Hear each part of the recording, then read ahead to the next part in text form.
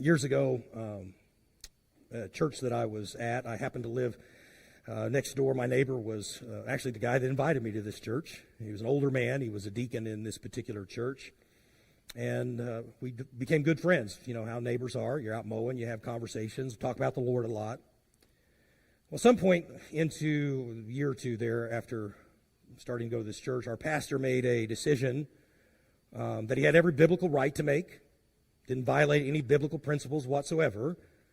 But the decision he made, he did it without running it through the proper committee first.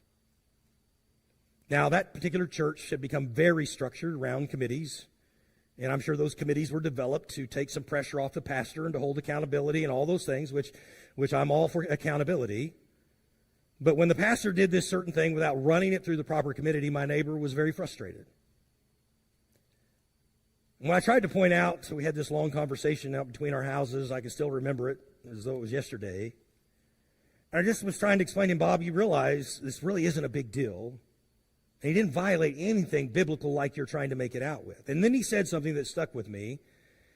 And I'll do my best to quote it as much as I can remember it. But this is basically what he said. He said, Scott, I don't care what the Bible says. Our church has always operated through committees.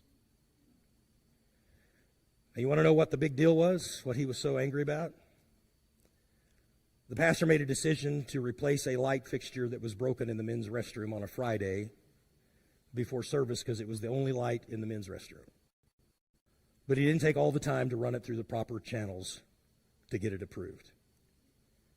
That man not only left the church, he caused the church split. You see, the real issue here was not a light fixture. It was a heart issue.